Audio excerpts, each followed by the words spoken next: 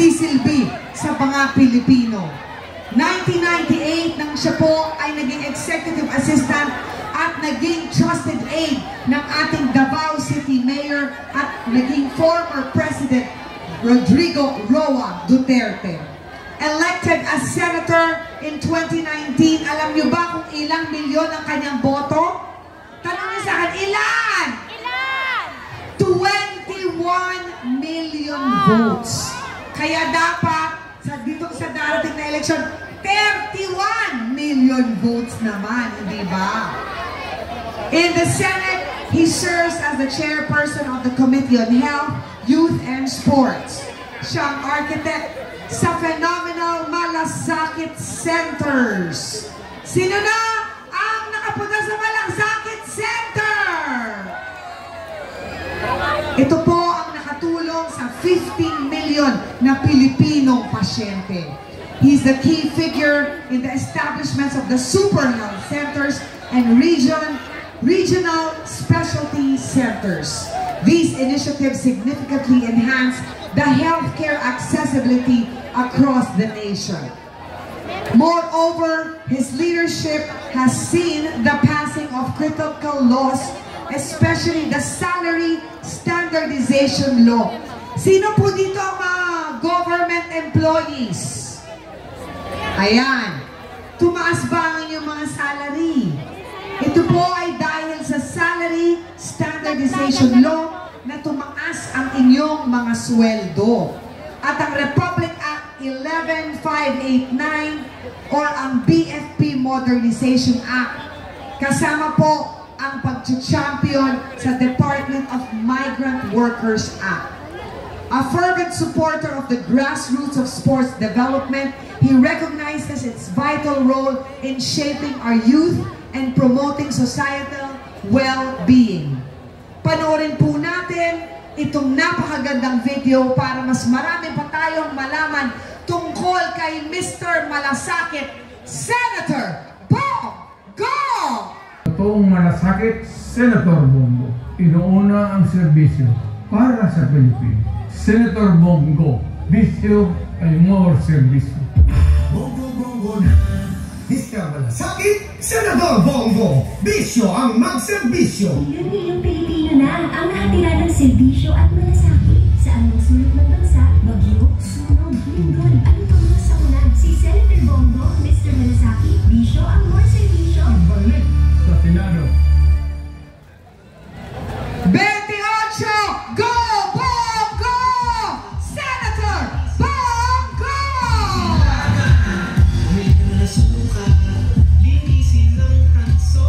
Bongo! Go Bongo! Go Bongo! Nandito na ako. Sabi nyo na dito ka nung lalabas. Happy birthday!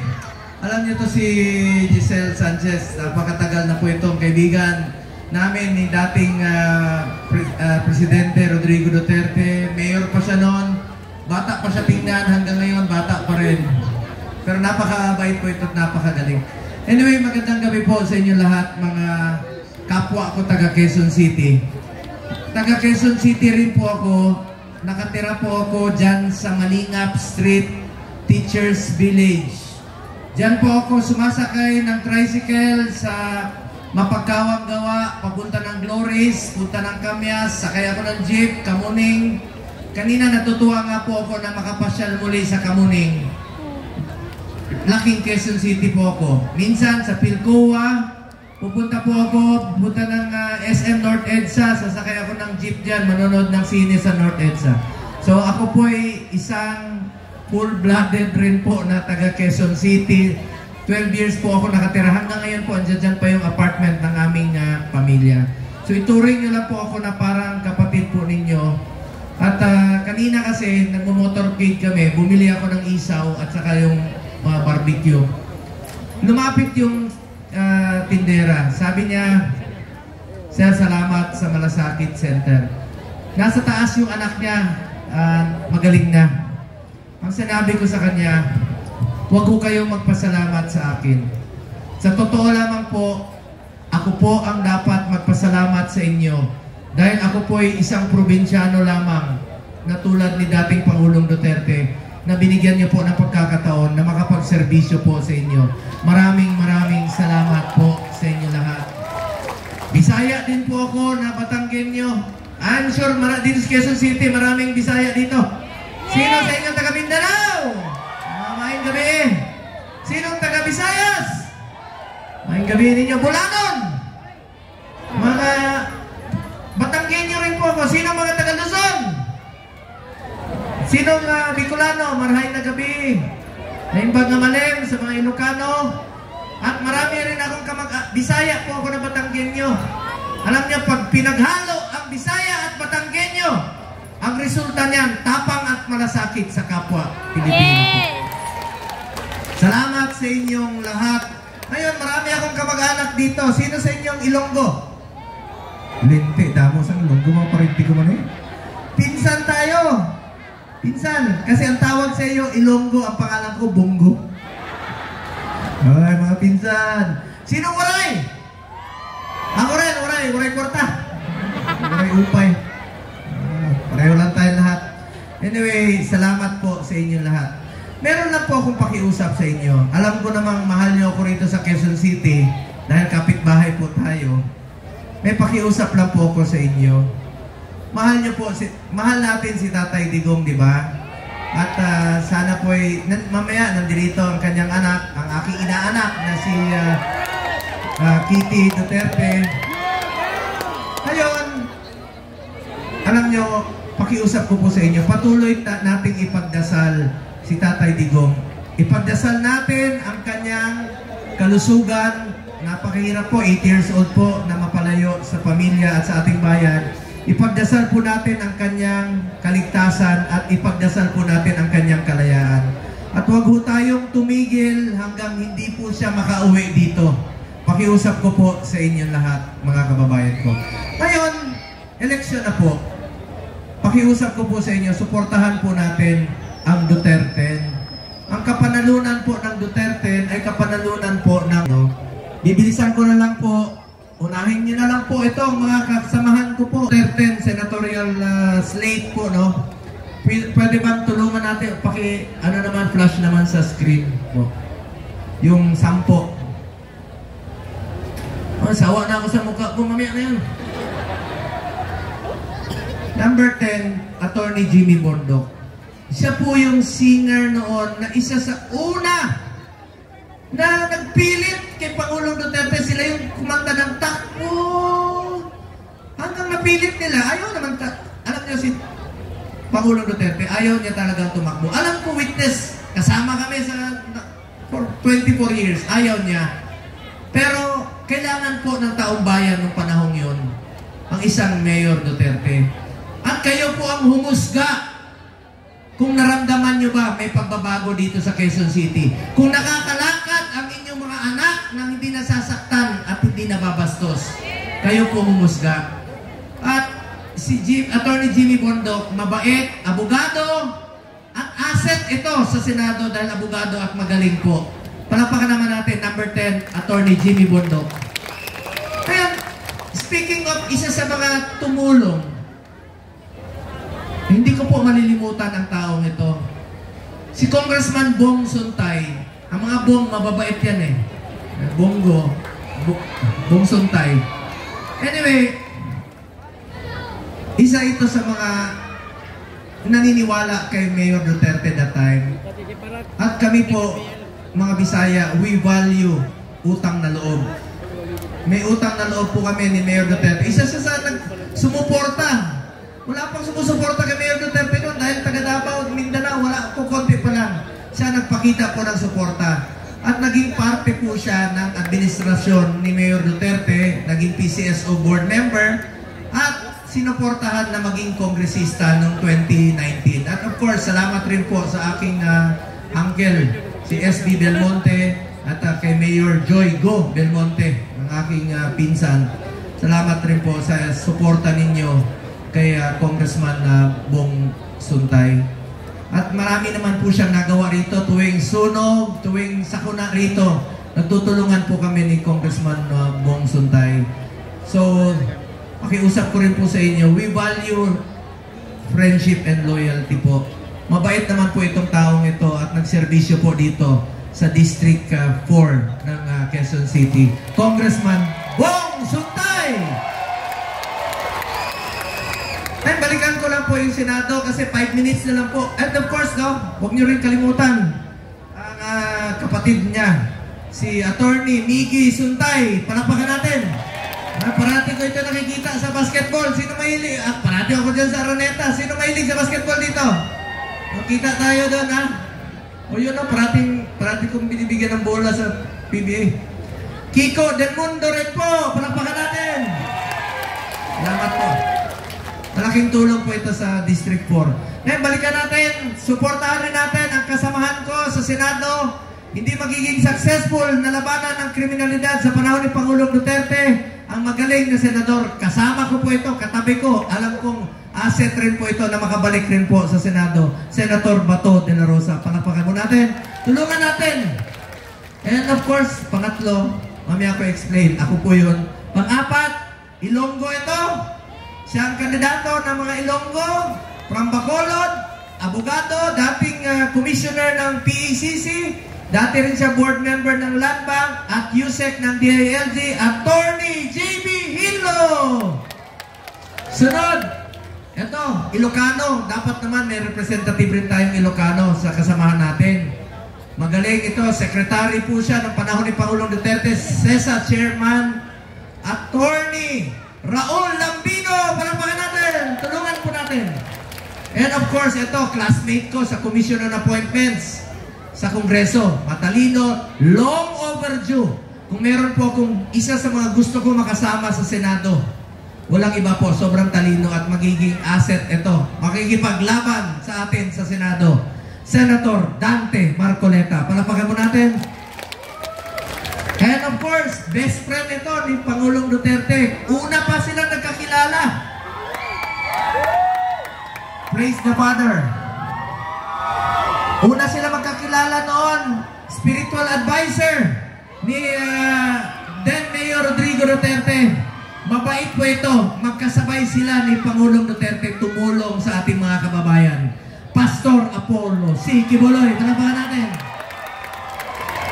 Dito si Atty. Torion ang magre-represent sa kanya. Next, taga Quezon City.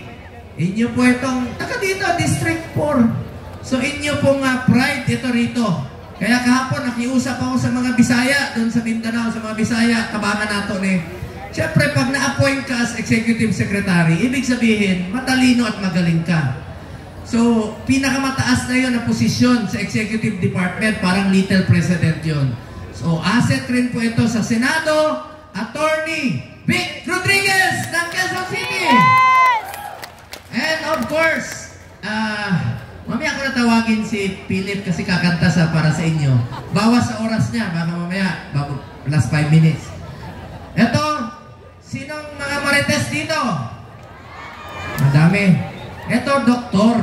Pwera sa marites siya, Dr. Richard Marites Mata. Magaling. Doktor to, taga Davao. Para magkaroon ng doktor sa Senado.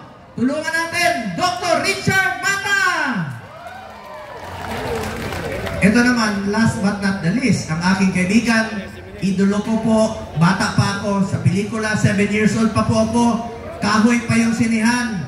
71 years old na po siya, nagawa na niya lahat sa buhay niya, 27 awards po sa pelikula. Ang kulang na lang ang mga pagserbisyo sa ating mga kababayan. Walang iba po ang ating Mr. Epektibo sa Senado, Philip Salvador! Ako naman po, hindi niyo po ako maririnig na inuuna ko sarili ko, pero alam ko naman hindi niyo ako malilimutan. Paano niyo ako malilimutan? Mamaya ako sasabihin yan sa inyo. Pero bilang chairman ng Senate Committee on Health, Sports and Youth, bilang inyong senador, I have authored 17 laws. I have principally sponsored 84 laws. At I have co-authored and co-sponsored 189 laws sa Senado. At wala po akong absent sa Senado. Dahil sipag, pagmamalasakit at serbisyo po ang ginagawa ko sa ating mga kababayang Pilipino. Bilang chairman ng Senate Committee on Health, Malasakit Center, Super Health Center at Regional Specialty Center. Malasakit Center, meron na tayong 167 na Malasakit Center sa buong Pilipinas. At ang Quezon City po ang pinakamaraming Malasakit Center. Punta kayo ng Heart Center, meron. Punta kayo ng NKTI, meron. Punta kayo ng Lung Center, meron. Pumunta kayo ng East Avenue, meron. Pumunta kayo ng Quirino Medical Center, meron. Pumunta kayo ng Philippine Children's Medical Center, meron. Pumunta kayo ng Novaliches, meron din po. Ano po? Kaya nga po, 167. At para sa Pilipino yan, karapatan nyo po yan. Walang dapat na pinipili ang tulungan basta sa medical. Ilapit natin ang serbisyo medical sa ating mga kababayan. Pangalawa kong naging prioridad, Super Health Center. Magkakaroon po ng mahigit 700 na Super Health Center sa buong Pilipinas. Ano po yung Super Health Center? Iba po yan. Pwede na po dyan yung panganganak, dental, laboratory, x-ray, dyan na yung konsulta ng PhilHealth. Tingnan niyo po, Super Health Center sa Batangas. Noong unang panahon, 2 oras ang biyahe papunta dyan. Ngayon po, yung mga buntis na nanganganak sa bangka, ang layo ng ospital sa Batangas Medical Center. Ngayon meron na silang Super Health Center. Punta tayo sa Lake Cebu, sa South Cotabato. Bundok, 2 hours. Ang buntis nanganganak sa tricycle. Ngayon po, meron na silang Super Health Center. Mahigit 700 po ang ilalagay ng Super Health Center sa buong Pilipinas. At yan po ang patuloy kong isusulong. Tuwang-tuwa yung kapitan. IPs po yan ng indigenous people. Tuwang-tuwa yung kapitan. Sabi ng kapitan, Sir, sabi ng mayor, Sir, pangalanan namin sa iyo itong bata. Dahil bago ka dumating, pinanganak yung bata. Pagtingin ko sa bata, babae. Sabi ko, paano mo pangalanan sa akin? Lalaki ako. Sabi niya, walang problema yan. Pangalanan namin ito ng Bongga. Sinasabi ko lang po sa inyo, hindi po ako politiko. Hindi po ako nangangako. Ginagawa ko lang po ang aking trabaho para sa ating mga kababayan Pilipino. Yan po ang Super Health Center. Pangatlo, Specialty Center. Di ba ang Heart Center nandito sa Quezon City? Di ba ang Lung Center nasa Quezon City? Ang NKTI nasa Quezon City? Paano yung mga kamag-anak natin sa Mindanao, sa Luzon, sa Batanes, sa malalayong lugar? Babiyahe pa tayo dito. Ngayon po, with this law, ako ang principal sponsor. Maglalagay na po ng mga specialty center sa mga selected DOH hospital sa buong Pilipinas. Tingnan niyo po yung hospital billing ninyo. Magkano binabawas ng PhilHealth? Kukunti. Eh bakit kayo nagtitipid? Eh ngayon, sasabihin nyo, sobra yung pondo ninyo. Ibabalik nyo sa National Treasury. Habang nag-iingalo yung mga pasyente, hoy, PhilHealth, pera ng taong bayan yan, kalta sa sahod natin yan, ibalik po sa Pilipino yan. Yes! Babantayan ko po itong PhilHealth para sa Pilipino po. Ito po ang pinangako ng PhilHealth ng budget deliberation. Naka-13 hearings na po ako tungkol sa HEA, Health Emergency Allowances. Salamat, nabayaran na po last year yung 27 billion. Ngayon po, binabantayan ko ang PhilHealth. Ito po ang kanilang pinangako. Sabi nila, nilibre nilang check-up sa mata, check-up sa ngipin, libreng salamin, tataasan yung case rates, babantayan ko. Alam nyo ba, meron silang mga pulisiya noon na ako nakadiskubre. Ano to? Yung single period of confinement policy. Alam nyo ba noon, sa loob ng 90 days, bawal i-cover muli ng PhilHealth pagka nagka-pneumonia ka. Mapigilan mo ba magkasakit? Meron pa silang pulisiya na kailangan i-admit ng 24 hours ang patient. Bakit hindi nyo na lang gamitin pambili ng gamot kaysa i-admit ninyo? Ngayon, nangako sila, mag-introduce sila ng mga bagong pulisiya. Babantayan ko po ang PhilHealth para sa ating mga kababayang Pilipino bilang chairman ng Senate Committee on Health. Ngayon, chairman din po ako ng Committee on Sports.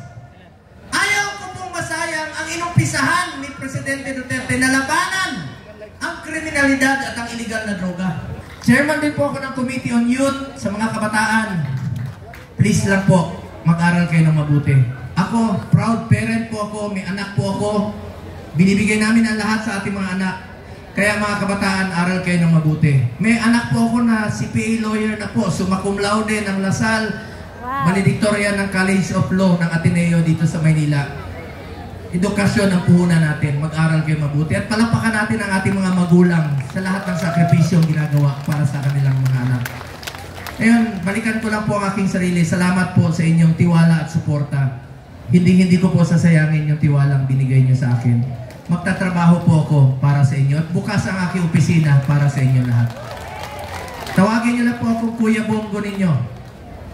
Just call me Kuya Bongo. Kanina nga may sumigaw, nag-motorcade kami, sinigawan ako, sabi niya, "Hoy Bongo!" Sabi ko, "Hoy ka din!"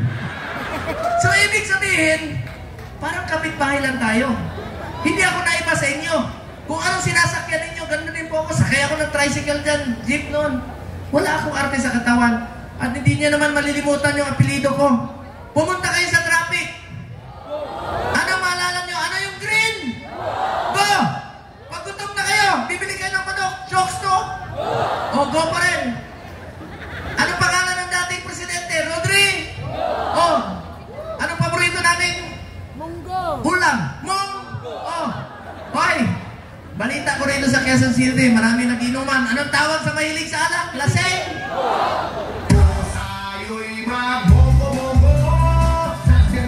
Sandali lang. Hindi pa nga ako, nauna na yung operator. Operator, sandali lang. Mga lasenggo, huwag kayong magmaneho pag nakainom. Delikado yan. Pag may nangyari sa inyo, ako na naman maalala nyo, pag kayo ay na... O, yun!